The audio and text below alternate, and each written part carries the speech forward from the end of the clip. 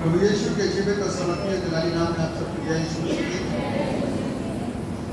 प्रभु को महिमा मिले इस सुंदर समय के लिए जो परमेश्वर ने हम सब लोगों को प्रदान किए।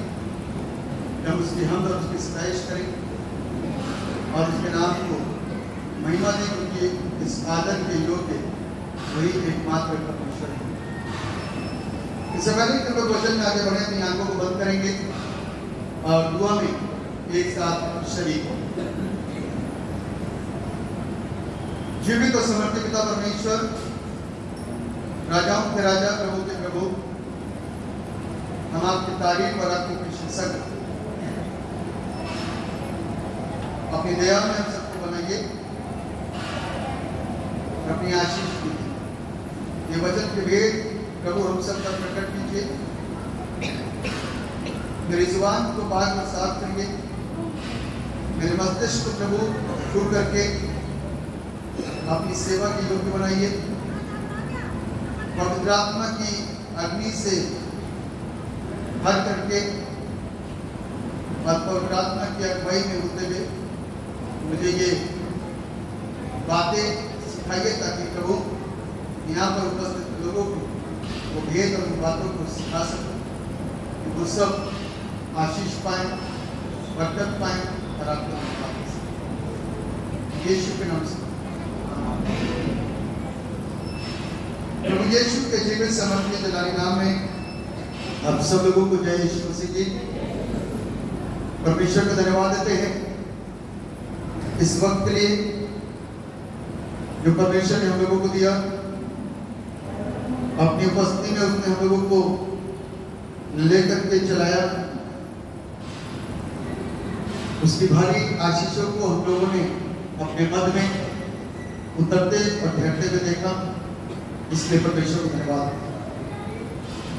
आज एक विषय के ऊपर हम लोग मनन करने जा रहे हैं। बड़ा खूबसूरत सा विषय है। In the storms of life, the Lord is near at hand to save. जीवन की तमाम समस्या और परेशानियों में परमेश्वर हमारे साथ और हमारे पास खड़े हैं। जीवन की तमाम समस्या और परेशानियों में परमेश्वर हमारे पास और हमारे साथ खड़े हैं। ऐसा कोई भी व्यक्ति नहीं है जिसकी जिंदगी के अंदर समस्याएं ना आती।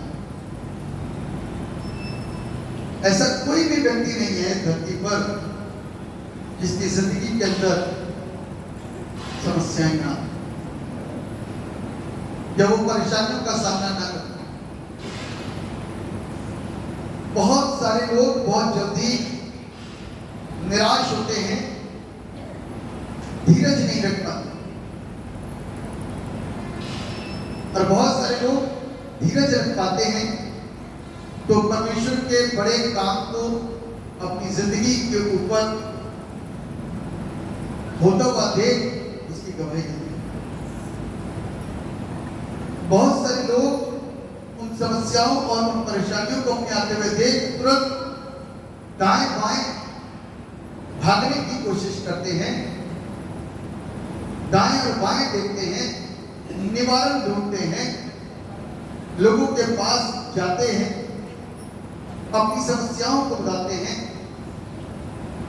और सोचते हैं कि जल्द से जल्द उनको निवारण मिल सके और वो एक अच्छी जिंदगी में फिर से वापस लौटे।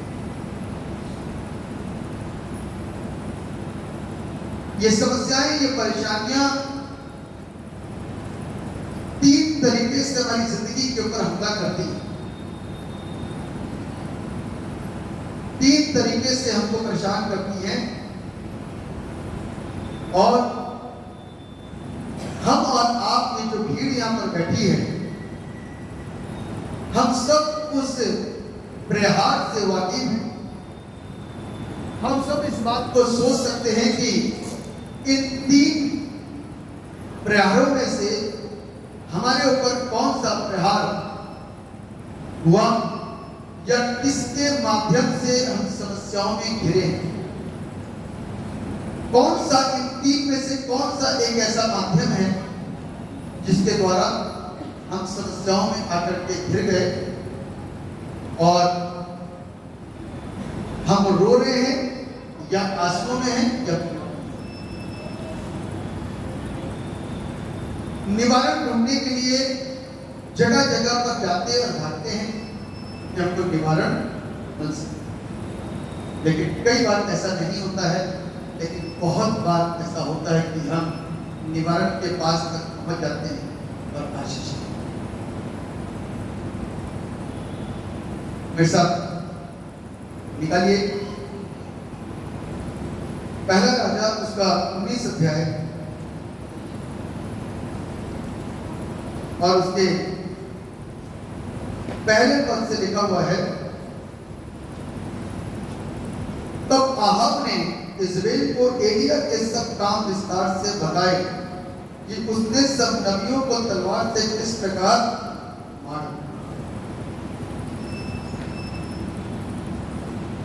एलिया कौन था? परमेश्वर का एक बड़ा नबी। कौन था? एक नबी। नबी जानते हैं कौन होता है? जो नबूवत करता है। क्या करता है? नबूवत। हिंदी में कहें, इंग्लिश में कहें तो प्रॉफिट, और इसका एक और नाम है भविष्यवक्ता, जो भविष्य को बताता। ये नबी था, ऐसा वैसा नबी नहीं था, बहुत भारी भरकम नबी था।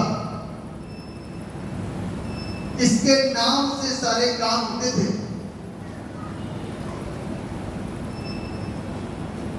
इसके नाम पर लोग विश्वास करते थे। मालूम है, जब यीशु को क्रूस देने के लिए लोगों ने मांग करी और बरअब्बा के छुटकारे की कोशिश करी, उस जगह पर यदि एलिया नबी होता और कहता कि यीशु को छोड़ दो, तो सारे के सारे लोग मान सकते। इतना बड़ा था उसका, इतना कहना माना। लेकिन ये परमेश्वर की योजना थी। परमेश्वर की योजना कभी भी टल नहीं सकती। ये योजना थी कि मैं 3 दिन के अंदर इस मंदिर को उठा करके खड़ा कर दूंगा। वो हाथ के बने हुए इस ईंट के मंदिर की बात नहीं कर रहा था, वो अपने इस जीवन की बात। और बाइबल मुझसे आपसे भी कहती है कि तुम परमेश्वर का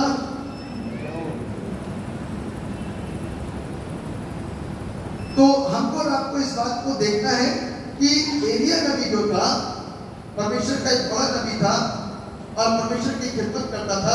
एक दिन ऐसा हुआ कि एक बड़ी शर्त रखी गई। क्या रखी गई? शर्त। उधर थे बाल के देवता और इधर था एलिया अलग। बाल के जो देवता थी वो 450 थे नबी जो उसके पूजा करते, और ये एलिया अकेला था जो परमेश्वर की उपासना करता। वो बाल एक देवता था, उसकी उपासना करता। उसके मानने वाले बहुत सारे थे। इस्राएलियों में से भी काफी उसके पास चले गए। ये तो अकेला था, इसके साथ थोड़े बहुत होंगे, लेकिन थोड़े बहुत का प्रभाव भी बनता। आज की तारीख में जिसका जोर रहता पब्लिक उसी तरफ भागती है ना। जिसका जोर होता पब्लिक उसी तरफ भागती है। तो सारी पब्लिक वहीं थी, क्योंकि 450 नबी, 450 पुजारी वहां पर थे। 450 लोग थे, बाकी के इस्राएली थे, तो भीड़ तो होनी थी। और ये बंदा अकेला था। इसने टक्कर ले ली। इसने कहा आज फैसला हो जाए। क्या हो जाए? यदि तुम्हारा बाल सच्चा है तो मैं तुम्हारे बाल की उपासना करूंगा, और यदि परमेश्वर यहोवा सच्चा है तो तुम सबको क्या करना पड़ेगा? परमेश्वर यहोवा की उपासना करनी पड़ेगी। इन लोगों ने उसकी शर्त को मान लिया, क्योंकि वो संख्या में बहुत सारे थे और कहीं ना कहीं उनके पास में भी कोई विश्वास था। कहीं ना कहीं उनके पास भी थोड़ा बहुत विश्वास कि हमारा भी काम चल जाए। वो एलिया को हल्के में ले रहे थे। शर्त ये रखी गई कि कि वेदी तैयार की जाएगी, वेदी को पानी से मुहां भरा जाएगा और उसके ऊपर बजड़ा काटा जाएगा और जिसका ईश्वर सच्चा वो स्वर्ग से आग उड़ेल करके इसको भस्म करेगा। क्या करेगा? इसको क्या हुआ? पहले उसने कहा आपको मैं अवसर देता है, एलिया ने कहा तुम लोगों ढेर सारे लोगों तुम लोगों को मौका देता हूं। और बाइबल कहती है उन लोग को सवेरे से शाम हो गई, कोशिश करते करते करते करते लेकिन कुछ नहीं। अपनी बर्छियां छुरियां जला जला करके अपने आप को लहूलुहान कर लिया, लेकिन उनके तरफ से कोई भी जवाब नहीं। एलिया ने, मैं कट शॉर्ट कर रहा हूं, छोटी कर रहा हूं कहानी को। एलिया ने कहा कि अब मैं अपने परमेश्वर का आवाज दूंगा। तो उसने कहा इब्राहिम, इसहाक और याकूब के परमेश्वर, स्वर्ग से आग उड़ेल करके इस वेदी पर पड़े हुए पानी और इस बछड़े को उठाकर स्वर्ग से आग आई और सब कुछ कर दिया। आमीन। और जब ऐसा हुआ ना तो इजराइल उधर का साथ छोड़ करके इधर आ गए। इजराइली किधर आ गए? तक कब तक दो राहों में भटकते रहोगे? आज फैसला हो जाए, या तो उधर या इधर। और जब परमेश्वर ने बड़े जलने को दिखाया तो पब्लिक इधर, तब एलिया ने उन लोगों को क्या करा? तलवार से मार दिया। जो उपासना कर रहे थे और लोगों को झूठी शिक्षा दे करके बहका रहे। इसी का जिक्र यहाँ पर आया। तब अहाब ने कहा इजबेल को, इजबेल रानी थी। इजबेल कौन थी? रानी थी, छोटी मोटी रानी नहीं थी, बहुत शक्तिशाली, क्रूर, ताकतवर रानी थी। मारने मरने से डरती हुई थी वो। इसने तुरंत क्या करा? इजबेल को एलिया के सब काम विस्तार से बताए कि उसने सब नबियों को तलवार से किस प्रकार मार डाला।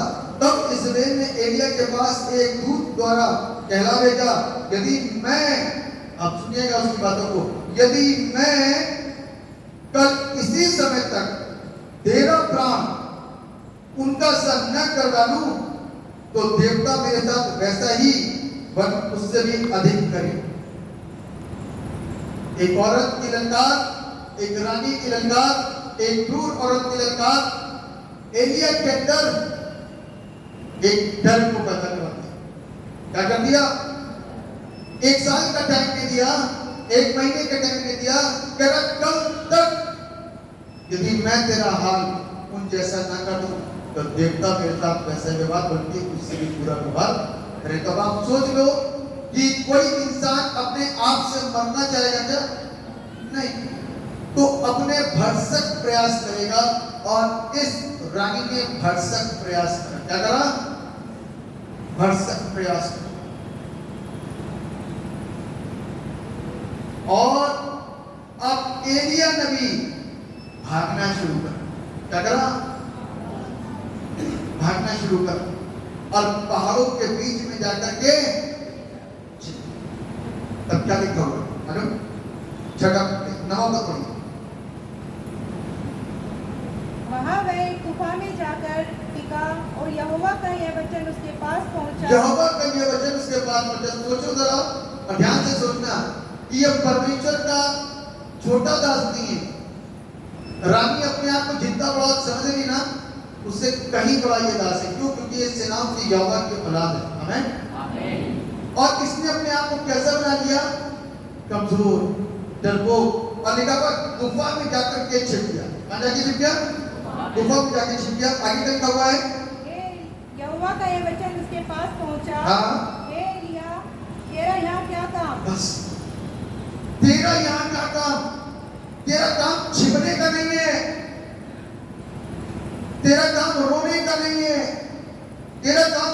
मानेगा नहीं। मैंने तुझे क्यों नियुक्त किया, मैंने तुझे क्यों इतने बड़े नबी का दर्जा दिया? इसलिए कि तू गुफा में जाकर के छिप जाए। तू नबूवत करने वाला इंसान आज डरपोक बनकर के कैसे छिप गया? तेरा यहाँ क्या काम, तेरा इस गुफा के अंदर क्या काम? गुफा के अंदर तो चोर छिपते हैं, गुफा के अंदर तो कमजोर छिपते हैं, गुफा के अंदर लाचार छिपते हैं, गुफाओं के अंदर कोड़ी आकर के छिपते हैं। तेरा यहाँ क्या काम? ना तो तू चोर, ना तू डाकू, ना तू कमजोर, ना तू लाचार, ना तू कोड़ी। तेरा यहाँ क्या काम? तू यहाँ पर छुप करके क्या काम कर रहा है? आगे लिखा हुआ है 10वें पद में।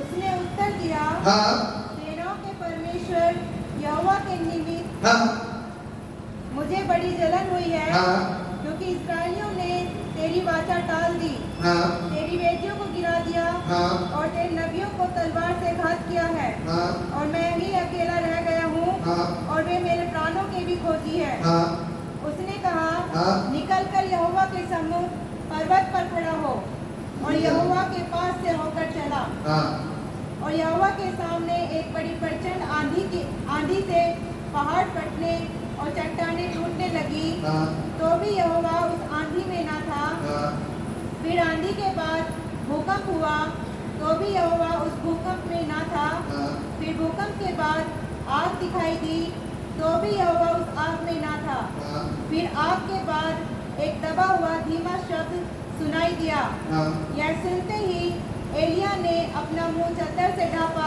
हाँ। और बाहर जाकर गुफा के द्वार पर खड़ा हुआ। हाँ फिर एक शब्द उसे सुनाई दिया, हे एलिया, तेरा यहाँ क्या काम? बस हे एलिया, तेरा यहाँ क्या काम?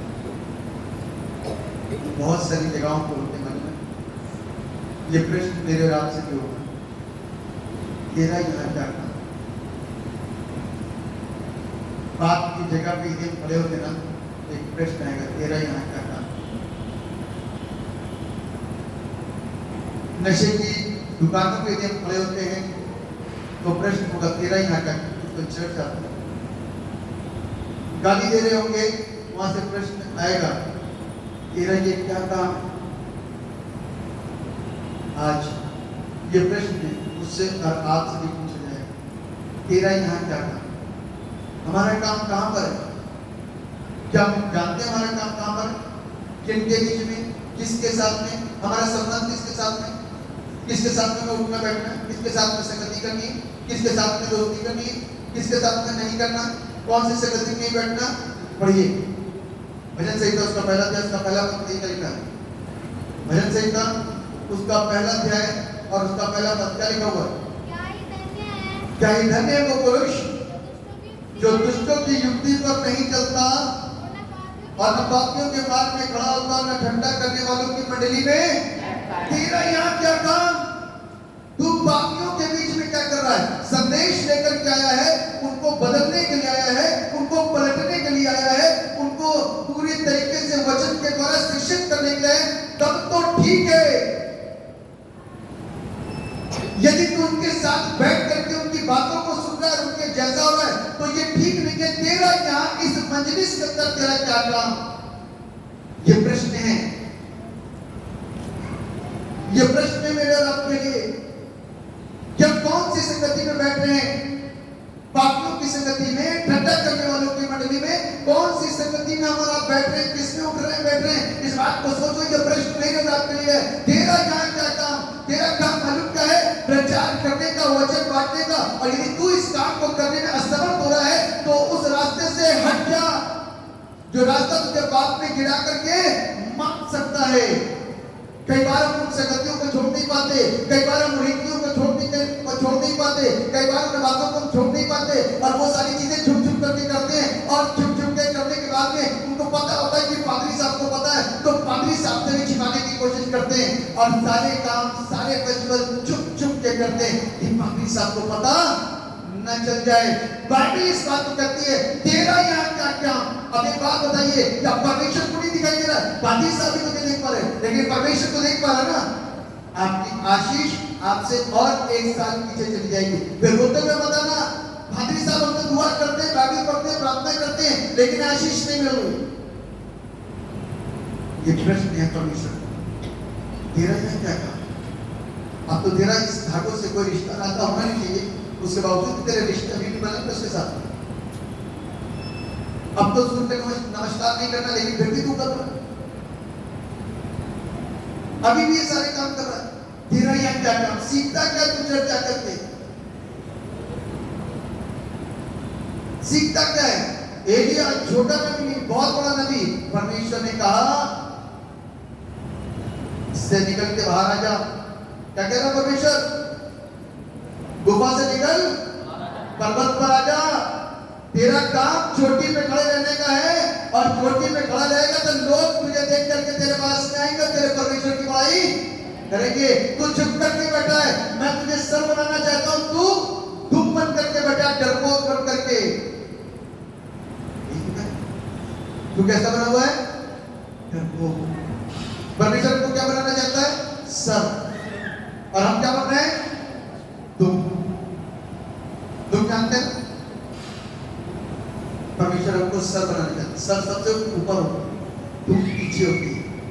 परमेश्वर को पीछे नहीं, आगे और सर पर ही सबसे ऊंचा रखना है। तो इसलिए आज हमको इस बात को सोचने की जरूरत है कि एक परेशानी, एक झोंका एलिया के पास में आया। एक परेशानी एलिया के पास में आई, मेरे नाम के पास में भी आती है।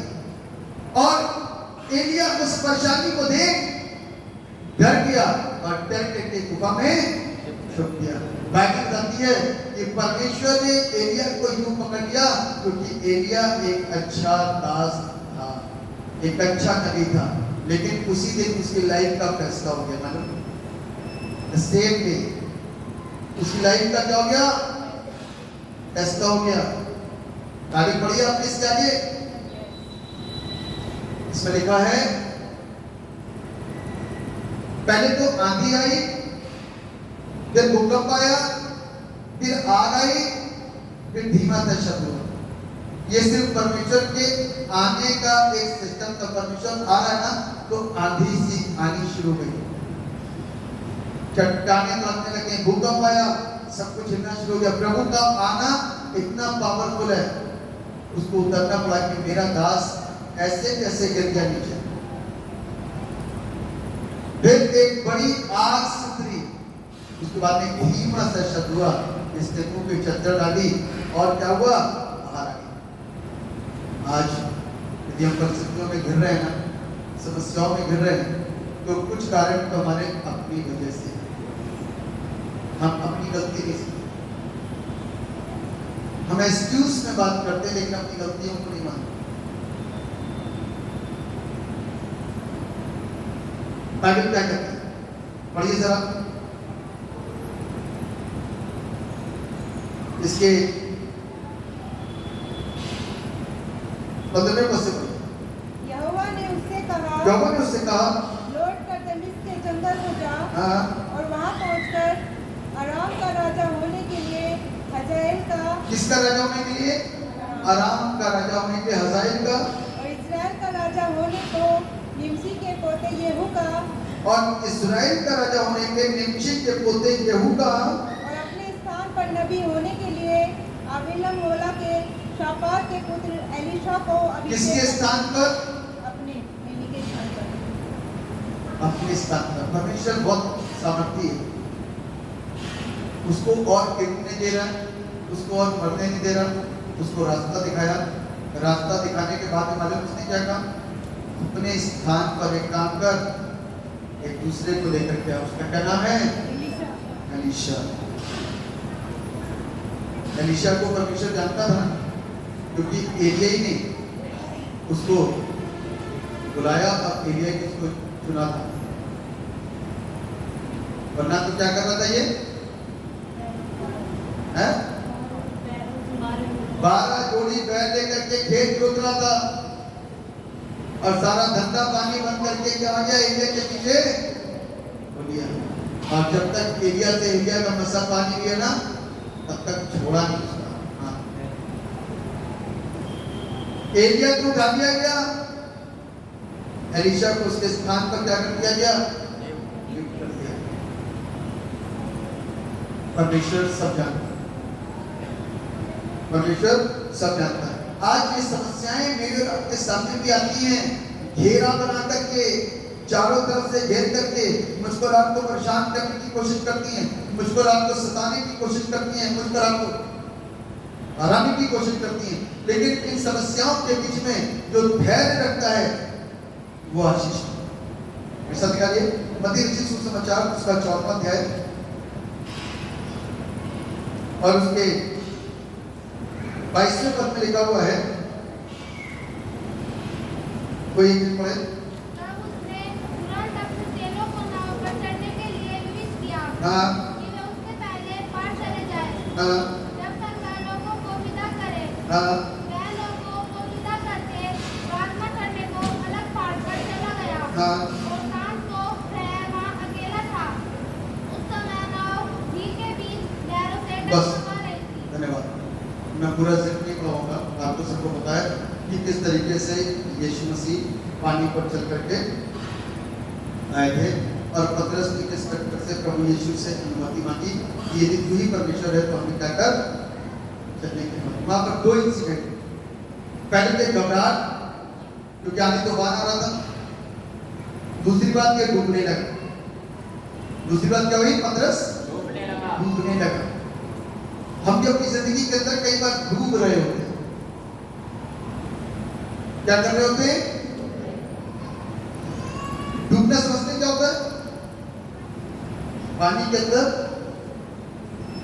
क्या क्या आवाज निकलती है? अब तो मरे, है ना? अब कोई ऑप्शन नहीं रहेगी। लेकिन वहीं पर यदि कोई आ जाए, किसी का हाथ आ जाए, कोई रस्सी आ जाए, कोई डंडा पकड़ा दे या कोई तैराक आ जाए, कोई बचा ले, तो उस स्थिति में हम और आप दिल से वो खुशी को महसूस कर पाते हैं, उस आनंद को महसूस कर पाते हैं कि बच गया। क्या हुआ? वरना तो अभी सेकंडों के अंदर खेल है ना? अभी सेकंडों के अंदर क्या था? खेल था। लोग छाती पीटते, रोते, मेरे दोस्त को चेले बैठे थे वो भी रोते, लेकिन परमेश्वर के सामर्थी हाथों ने क्या करा? आपको बताना चाहता हूं कि आज तक कोई कभी किसी को बचा नहीं सकता। परमेश्वर का सारी योजना, परमेश्वर प्रयोजन करता है। इसने किसी और को आवाज नहीं दी, इसने किसको आवाज दी? पतरस ने किसको आवाज दी? 30 पद पढ़िए सर, 30 पद। पर हवा को देखकर डर गया हाँ। और जब डूबने लगा तो चिल्लाकर कहा, हे प्रभु मुझे बचा। यीशु ने तुरंत हाथ बढ़ाकर उसे थाम लिया और उससे कहा, हे अल्पविश्वासी, तूने क्यों संदेह किया? सबसे अच्छी बात कि प्रभु ने इसको डांट तो लगा दी है, चाची तूने क्यों संदेह किया? अच्छा कहा था तो पानी पर चला, तुझे बड़ा अच्छा गाना लगता वाला, झीलों पे चलने वाला, है ना? कौन झीलों पे चला? यीशु। तो अच्छा कहा था तो एक दो कदम तो तूने चलाए थे, अब यदि तूने चलाए थे तो सोच कैसे वो कदम रखे गए पानी के ऊपर, जो तू कभी आज तक पानी पे चला नहीं, कभी समझ नहीं सकता, और तू पानी पे चल रहा था, फिर तूने क्यों संदेह करा? ये अच्छी बात थी, ये बहुत अच्छी बात थी कि उसने अपने दोस्तों को आवाज दी। उसने प्रभु से बोला, जो पानी पे चल रहा है, डूबने नहीं देगा, हमें वो अंदर भी घुस जाता तो भी वो रास्ता मिलता जाता, परमेश्वर उसको डूबने क्योंकि उनका परमेश्वर उनके लिए वहीं पर मौजूद है। उनका परमेश्वर उनके लिए वहीं पर मौजूद था।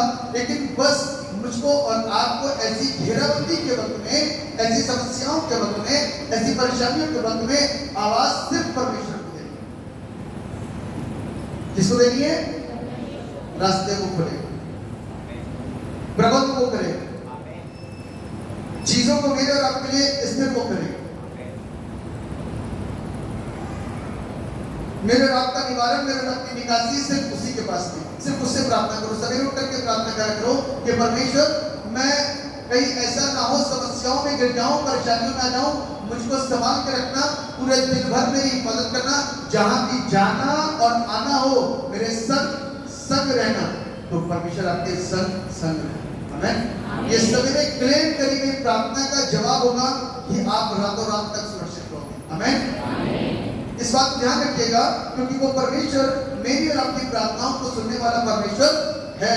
ये पहली बात थी जिसको मैं आपके साथ में शेयर कर रहा था कि पहला पॉइंट जो होता है समस्याओं में, जब हम आप आते हैं ना, तो समस्याओं में सबसे पहला पॉइंट यही है कि सबसे पहली समस्या है मेरे अगल बगल से आती है। कहां से आती है? आसपास से, समाज से, परिवार से, अपनों से। सबसे पहली प्रॉब्लम क्रिएट होती है वहां से।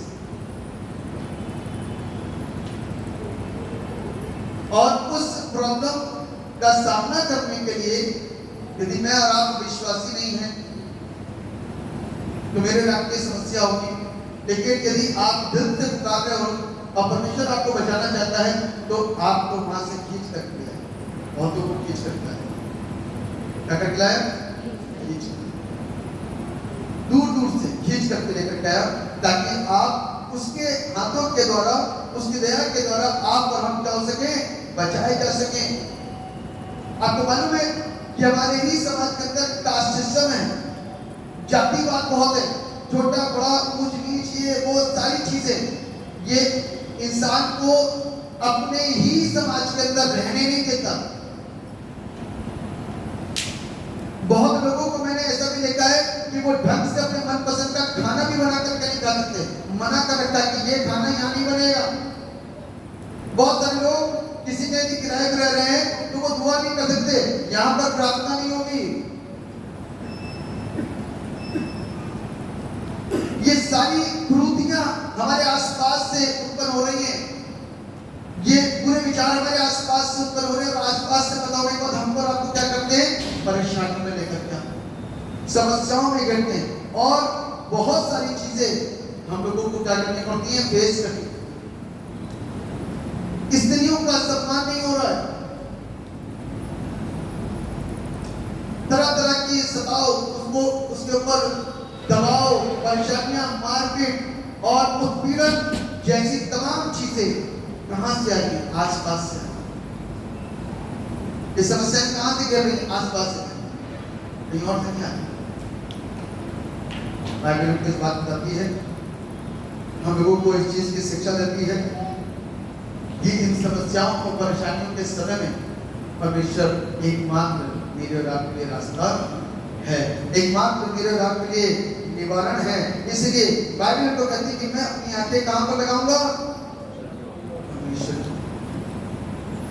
यदि आज हमारी आंखें हमारी विपरीत परिस्थितियों में परमेश्वर की ओर लगी हैं और हम सच्चे हैं और साफ हैं, तो सामने वाले के दिल को परमेश्वर बताते हैं। आमीन। हमें कुछ करने की जरूरत नहीं, सामने वाले के दिल को कौन करेगा? परमेश्वर। मैं आपको बताना चाहता हूं कि जब मैं अपनी समस्याओं को लेकर के रोऊंगा, चाहे आप चाहे,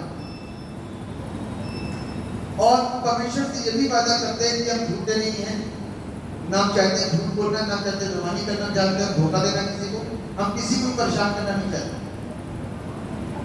हम सच्चे रहना चाहते हैं। प्रभु मुझे सच्चा बना के रखना, झूठा ना बनने पाऊं, झूठ ना बोलने पाऊं, गलत ना कहने पाऊं। लेकिन प्रभु मेरे सामने मजबूरियां ये, इस मजबूरी का संसारिक नजरिए से यदि उपचार देखा जाए, निवारण देखा जाए, तो झूठ और बेईमानी और धोखा ही है। अब लेकिन मैं तेरे साथ जुड़ा हुआ हूं, तो मुझे झूठ नहीं बोलना है, लेकिन इससे बचूंगा कैसे? मैं अपनी समस्या को आपके हाथों में सौंपता हूं, अब जीव या तब परमेश्वर मेरे और आपके क्या करता है? रास्ते खोलता है, सामने वाले के मुंह को कर सकता है, बंद कर सकता है। परमेश्वर सामने वाले के मुंह को, शेरों के मुंह को बंद करा था, आग की लपट को, आग के गर्मी को बंद करा था उसने। जब शद्रक मेशक अबेदनगो उस अग्नि के अंदर घुसे तो उस अग्नि ने उनको ना जला सका। कारण क्या था? क्योंकि उनका परमेश्वर उनके हम समस्याओं के वक्त में परमेश्वर को कभी पुकारते ही नहीं। खाना पूर्ति वाली दुआ करो, सच्ची वाली दुआ नहीं करो। सच्ची वाली दुआ करोगे ना तो बाइबल में बात बताती है कि हम सब क्या होंगे, बच नहीं पाएंगे। कुछ समस्याएं बड़ी नेचुरल होती हैं। बीमारी आई, प्लेग आया, कोरोना आया, सुनामी आई, अब इस सब के चपेट में सभी लोग आ रहे हैं। लेकिन ऐसी स्थितियों में भी परमेश्वर मुझको और आपको क्या करता है, और क्या कर दिया, क्या करा, बचा। ये दूसरी बात है, दूसरी स्थिति के अंदर परमेश्वर ने फिर आपकी मदद करा। पहली वाली समस्याएं आसपास से उत्पन्न होती है, दूसरी समस्या कहां से उत्पन्न हो रही है, दूसरी समस्या कहां से उत्पन्न हो रही है, नेचुरल क्लाइमेटिक, नेचुरल प्रॉब्लम। बीमारियां आ रही है, बुखार आ रहा है, प्लेग आ रहा है, कोरोना आ रहा है और आई फ्लू आ रहा है। ये सारी चीजें आ रही है, कहां से आ रही है, कोई अपने आप से नहीं पैदा हो रही, ये आ रही है हवा के साथ में, वायरस है। और हर एक व्यक्ति को क्या कर रहा है, टच कर रहा है। क्या कर रहा है, हर एक व्यक्ति को टच। प्रभु ने बचाकर आई कोरोना से, बुखार से, तो रात जब 10 बजे छत पे थे, बारिश में भीग गए, अब महसूस हुआ कि कहीं ऐसा ना हो कि बुखार पा जाए, क्योंकि शरीर के अंदर गर्माहट सी आई, तो महसूस हुआ कि कहीं ऐसा ना हो कि बुखार आ जाए। लेकिन दुआ करी, परमेश्वर ने सुरक्षा प्रदान करी और अभी तक सुरक्षित हैं और आगे भी सुरक्षित हैं। क्यों? क्योंकि आसरा किसके ऊपर, चाहे स्थितियां पारिवारिक हो, सामाजिक हो, स्वयं से उत्पन्न हुई हो, परिवार से उत्पन्न हुई हो, समस्याएं अगर बगल से आई हो, क्लाइमेटिक हो, कैसी भी क्यों ना हो, कैसे भी क्यों ना हो, कहीं की भी क्यों ना हो, परमेश्वर क्या करता है, हमको और आपको बचाता है। तीसरी और अंतिम बात, कई बार समस्याएं हमारी व्यक्तिगत तरीके से कैसे होती है। एक तो बात हो रही है, चर्च पूजा रहे भाई, है ना, एक तो बात हो गई, एक बीमारी आ गई, कोरोना आ गया, जैसे एक बीमारी हमारी वजह से उत्पन्न होती है, कैसे, व्यक्तिगत तरीके से, संदेह करने की वजह से। पता नहीं क्या करा, संदेह, उसकी वजह से हम और आप जिंदगी भर मस्त पाप करते हैं, चर्च जाते हैं ना, मस्त पाप करते हैं। नवीन ग्रुप को बता रहा था, ये चीज को सिखाया मैंने, कल भी बताया। यदि आप प्रभु में हैं, प्रभु के सेवा करना चाहते हो, तो आपको कैसे रहना, संसारिक बन के या आत्मिक बन के, तभी आप अन्य लोगों से अलग दिखाई दोगे। तभी आप अन्य लोगों से अलग दिखाई दोगे और अन्य लोग कहेंगे जो इनके पास थे वो मेरे पास क्यों नहीं, क्योंकि वो संसारिक हैं। कैसे वो, हम कैसे हैं, क्योंकि हम त्याग के करके आ रहे हैं। अभी क्या गवाहियां दी, जब मोबाइल को देखते, हमारा मोबाइल सिर्फ आराधना देखने के लिए, ये भी त्याग है, क्योंकि मोबाइल के अंदर बहुत सारी चीजें आती हैं। हमारे मोबाइल के अंदर ट्यून कौन सी बज रही है, फिल्मी बज रही है या आत्मिक ट्यून बज रही है, ये भी डिपेंड करता है। एक अच्छे खाते विश्वासी के अंदर मैं क्या देखता हूँ, ट्यून बज रही फिल्मी मस्त, आजकल पंजाबी गानों का, फिल्मी ट्यून का बहुत ज्यादा क्या हो गया है, क्रेज है। सबके गानों, सबके ट्यून में क्या बज रही है, पंजाबी गाने बज रहे हैं मस्त। और कौन है, विश्वासी। आप त्याग देना सीख नहीं पा रहे, छोटी छोटी बातों के ऊपर त्याग देना सीख नहीं पा रहे, इसीलिए आप अभी वहीं पर संसारिक बने हुए हो। और इसीलिए वो सारी चीजें, वो आशीषें मेरी और आपकी लाइफ के अंदर आपकी तक नहीं है, झूठ की तक नहीं। व्यक्तिगत चीजें व्यक्तिगत तरीके से अपने अंदर बीमारियों को, समस्याओं को, परेशानियों को लाने दे रहे हैं। हर बात में झूठ, हर बात में बेईमानी, हर चीज में हत्या लेना परमेश्वर के घर को, परमेश्वर के भवन को, तो एक चीज क्रिएट होती है अपने आप, परमेश्वर का जिसने मेरे दास को छुआ उसने मेरी आंख की कुत्ती को जिसने मेरे दास को गाली दी, समझ लो जिसको परमेश्वर क्या जवाब देगा। तौबा करते करते थक लोगे, माथा घिस लोगे, लेकिन जब तक परमेश्वर की मर्जी नहीं होगी ना तब तक होने वाला कुछ नहीं। कुछ चीजों को हम क्रिएट करवाते हैं, परमेश्वर से पंगा लेते हैं। किससे लेते हैं? परमेश्वर से पंगा लेते हैं। कोई परमेश्वर से पंगा लेकर के आज तक बचा नहीं, ध्यान रखना। कोई भी व्यक्ति परमेश्वर से पंगा लेकर के आज तक बचा, इसलिए ध्यान रखना कि आप किससे पंगा लेते। तो 3 पॉइंट है। पहली समस्याएं कहां से होती है? आसपास। दूसरी समस्याएं कहां होती है? कैसी होती है? नेचुरल। तीसरी प्रॉब्लम कहां से क्रिएट होती है? हमारे स्वयं की वजह से, हमारे पापों का दुष्ट परिणाम। जब पाप का घड़ा भर जाता है ना, अभी तक तो कुछ नहीं, हम तो सारे काम करते हैं। एक ने मेरे से प्रश्न करा कि पादी साहब, उनका कहना है कि हम दुआ भी करते हैं, रोजा भी करते हैं, हमारी दुआएं सुनी जाती हैं। एक दिन घड़ा भरेगा, उस दिन बचाने से भी कोई बचेगा। जो 2 नाव पे पैर करके चलेगा ना, रास्ता मिलने वाला नहीं, रास्ता मिलने वाला नहीं। इसलिए आज मौका है, प्रभु का वास दो कि प्रभु मैं अपनी जिंदगी के अंदर अब तक जो कर रहा था, कर रही थी, गलत था। गलत जो करता है ना, उसको मालूम होता है कि वो गलत है। जो गलत करता है उसको मालूम होता है। इसलिए कम से कम रियलाइज करने वाला आत्मा हमारे अंदर काम करना चाहिए। तब परमेश्वर से कहो, परमेश्वर आप हमारी जिंदगियों को सुरक्षित करें।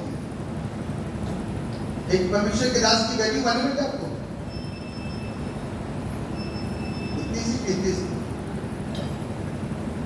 मालूम है? मैं भी बताता एक प्रभु के दास के लिए बहुत अच्छे, और मैंने उनके अंदर जो चीज एक देखी वो थी नम्रता और दीनता। बहुत ज्यादा कुल करके भरी हुई है, और ज्यादा एजुकेशन नहीं की, ज्यादा एजुकेशन नहीं की। और आज की तारीख में जब मैं उनका यूट्यूब चैनल देख रहा था तो 3 स्टार 4 स्टार पुलिस और आईटी DIG सामने आकर के दुआ कर रहा है। क्या कर रहे हैं? दुआ कर रहे हैं। ज्यादा एजुकेशन नहीं है, ज्यादा पढ़ाई लिखाई नहीं है, कुछ नहीं, लेकिन परमेश्वर ने क्या करा? उठा करके बोला। ये कौन कर सकता है? सिर्फ परमेश्वर। तो हमको किसके पास जाना बात करने के? परमेश्वर के पास। सारे रास्ते वो खोलेगा, सारे प्रबंध वो करेगा, सारी चीजों को मेरे आपके लिए मुहैया वो कराएगा। इसलिए आज से अपनी जिंदगी के अंदर की समस्याओं का सामना करने के लिए तैयार रहिए, लेकिन वहां पर परमेश्वर का नाम लेकर कि परमेश्वर आप मुझ पर अपना दया का हाथ लाइए, मैं इस समस्या में जूझ रहा हूँ और जूझ रही हूँ, मुझे इससे निकलिए। मैं आज से आपके साथ वफादार रहूंगा। जो ऐसा करके पलट जाता झूठ बोलता ना, वो ज्यादा परेशान, क्योंकि आप झूठ किससे बोले? परमेश्वर के आत्मा से। जब परमेश्वर ने बोला तुम मुझसे ऐसी बातें करें, हनन्याह सफीरा के साथ में क्या हुआ था मालूम है? परमेश्वर ने कहा था अपनी प्रॉपर्टी बेच करके दे दे, हैं? नहीं बोला था। फिर क्या हुआ? अपने आप धाम में हमारा नाम हो जाएगा, हमारी शान हो जाएगी, लोगों को पता चल जाएगा कि हमने प्रॉपर्टी बेच करके चर्च में दान कर दी, है ना? और एक काम करो, थोड़ा सा हिस्सा जमीन के नीचे दबा दो, किसी को नहीं पता चलेगा। वो मूर्ख थे, इस बात को भूल गए कि वो पवित्र आत्मा को भूल गए, है ना? पवित्र आत्मा को, परमेश्वर को क्या याद रहा? जो दिख रहे उनसे अपने आप को छिपाना है। किससे छिपाना है? जो हमको देख सकता है सिर्फ उसी से अपने आप को छिपाना है। जो को देख नहीं सकता उससे कौन छिपाएगा? अधिकारी कोई अपने आप को छिपाता है उससे? यदि उसका भय होना कि वो हमारे साथ हर वक्त में हर समय चलता फिरता है, तो इंसान के अंदर एक डर पैदा होता है। इंसान के अंदर एक डर पैदा हो जाए, लेकिन इंसान के अंदर डर नहीं है। इंसान को इंसान का डर है, लेकिन इंसान को उसका डर नहीं है। यही हाल अन्ना और सफीरा के साथ में हुआ। उन लोगों ने प्रॉपर्टी का हिस्सा लेके छिपा लिया। अब परमेश्वर के आत्मा ने जब बोला ना, तो हनन्याह खामोश रह गया और पट्टे से गिरा और खत्म।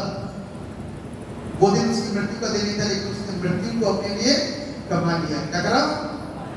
मृत्यु कमा लिया। पत्नी के पास में अवसर था, सच बोल सकती थी, लेकिन उसने भी झूठ बोला।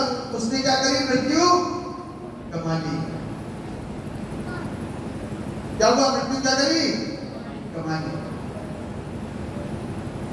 समस्याएं तीन जगह से आती है। पहली जगह कहां की?